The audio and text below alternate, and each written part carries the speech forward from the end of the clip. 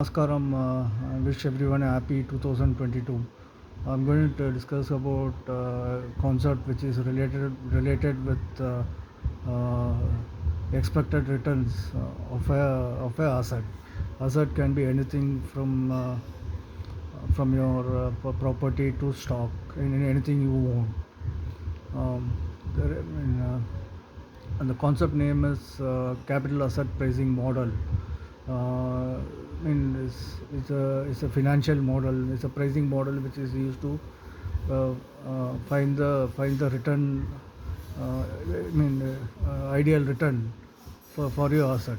For instance, it can help you make investment decisions. For instance, I buy an asset which is worth 1 crore. CAPM helps you in finding out the expected value of the return, say 10%. Other investment which has the same value generates a return of 12%. See, I would go in for a in for I mean for the second investment. So the rate of return, CAPM finds out the rate of return. Finds out the expected rate of return.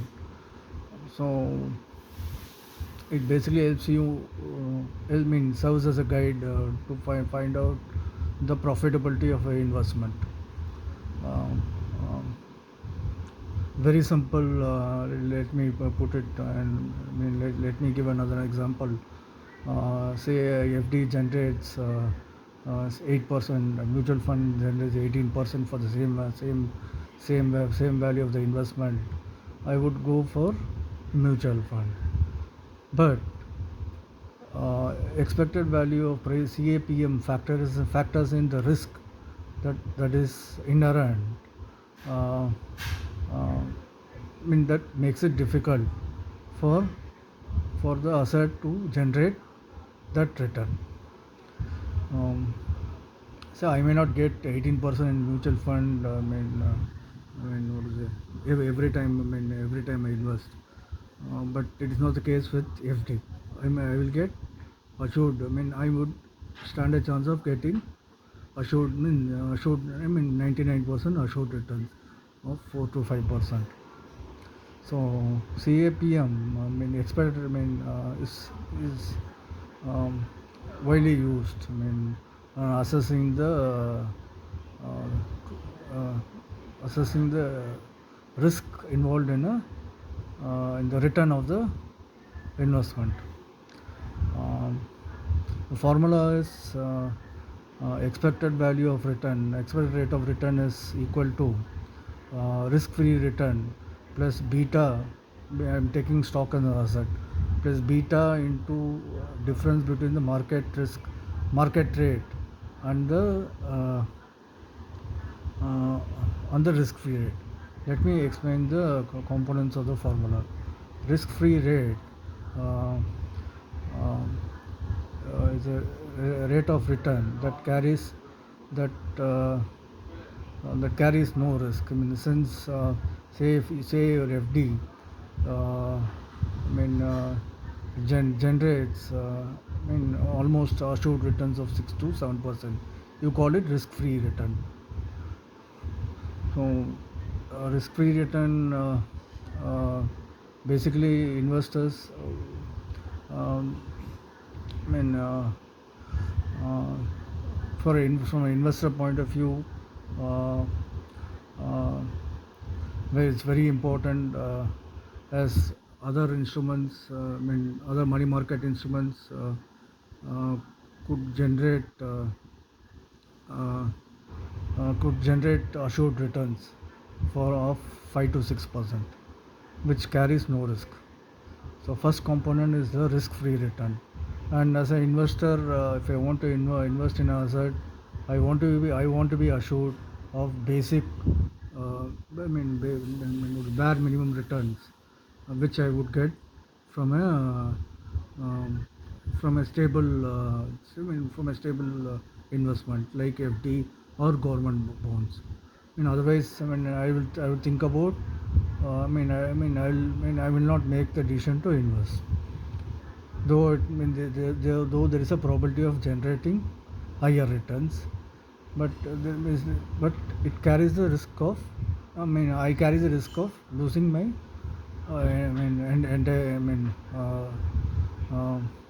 I carry the risk of earning less than the market. Uh, than your FD or government bonds. So first component is the risk-free return plus beta into the difference between the risk-free and the market risk. Um, um, Beta, let me explain what is beta. I think I explained in my previous YouTube sessions. Beta measures the deviation between the market growth and the asset growth. In this case, I'll take stock. Um, Beta is calculated by using standard deviation. I don't want to get into details. Uh, uh, in this session. Otherwise, I think I just won't. I think it will not help in understanding the concept. Just be a standard deviation is a statistical tool. If you are familiar with standard deviation, I think you can. You can. You can go. You can. Um, you can Google in, and there are a lot of materials which explains how to calculate beta. To be in simple terms, it measures the deviation of the stock with respect to market growth. Say for instance, beta value of 1 means that stock's growth is in line with the market growth. Say market growth is 14%, your stock will grow at 14%. So anything above 1 is considered more volatile. Beta of say 1.5 it means that the market growth is 14%. Stock might grow at 14 into 14 is 50 times more riskier than the market growth. It can grow at 21% or you can lose. Or 7%. It is equal. It is range bound. So it measures beta is nothing but it measures the sensitivity of your asset with respect to the market. I have discussed beta values. Beta values in my previous YouTube session. Beta less than 1 is less volatile. Say market grows at 10%, you have beta value of 0.5, your stock will grow at 5%. So beta into the difference between the risk-free as I have explained, any investment that assures you minimum return, minus market risk. Market is the average growth that is based on historical data. Say for instance,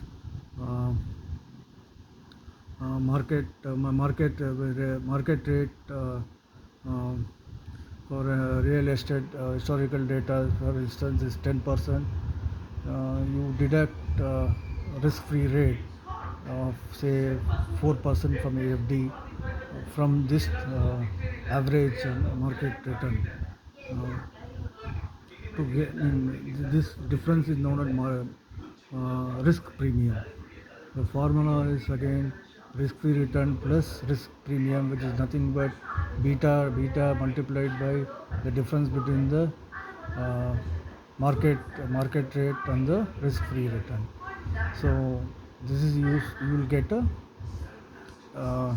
expected return is calculated by using this uh,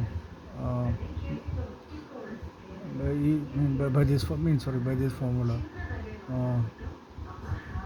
You can see a lot of examples in the net, in the go, in the web, which would help you understand the concept better, which will give you insights about the asset in the, it will probably help you in understanding the concept. Um, so so basically, CAPM used for comparing investments to investments, or you can say it's used in comparing two projects. So it's got a lot of uses. Uh, I'll be talking through talking time value of money in the next session.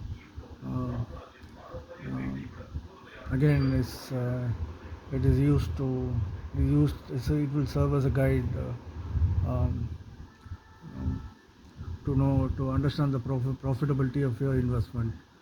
Um, I'll be talking about net present value, net present value, um, and future value of an investment in the next session. Thank you. Have a good day.